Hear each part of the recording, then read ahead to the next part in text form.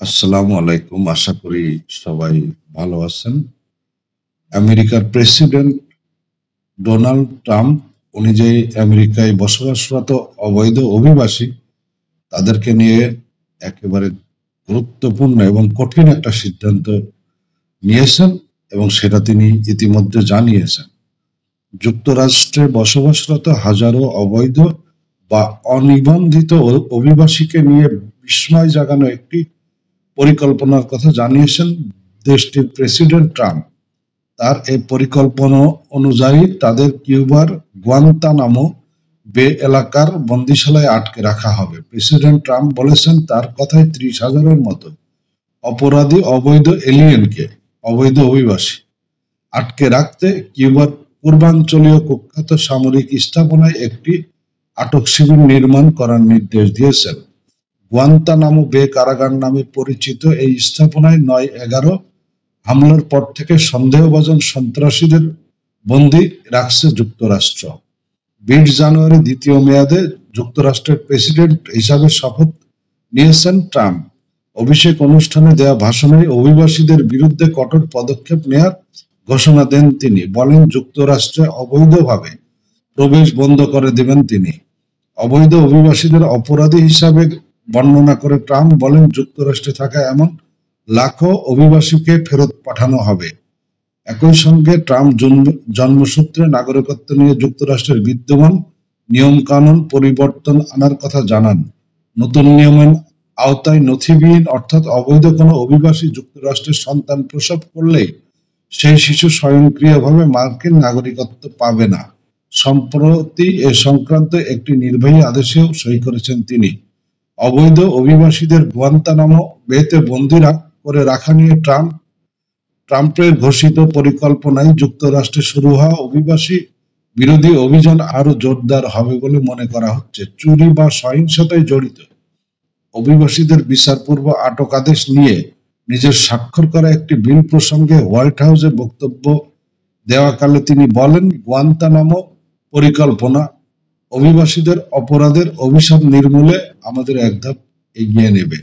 Republican নেতা Trump বলেন মার্কিন জনগণকে হুমকিতে ফেলা সবচেয়ে খারাপ অপরাধী অবৈধ এলিয়েনদের আটকে রাখতে গুয়ান্তানামোতে আমাদের 30,000 শয্যা রয়েছে।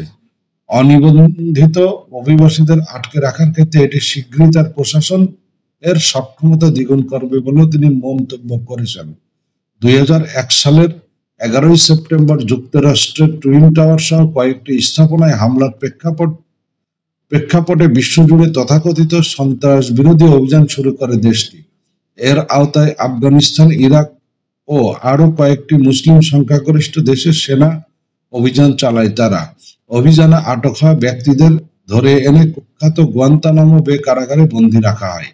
এ কারাগারে এখনো 15,000 বন্দী রয়েছে। একসময় কারাগারটিতে একসঙ্গে সর্বোচ্চ প্রায় 800 জনকে বন্দী করে রাখা হয়েছিল। এই কারাগারে বন্দীদের উপর নিয়মিত নিষ্ঠুর নির্যাতন চালানোর অভিযোগ ওঠে। এতে সমালোচনা ও নিন্দার ঝড় ওঠে। এখন ট্রাম্প অভিবাসীদের ওই বন্দিশালায় রাখার পরিকল্পনা প্রকাশ করলেন। তার এই পরিকল্পনাকে নিষ্ঠুরতার কাজ বলে নিন্দা জানিয়েছেন কিউবা।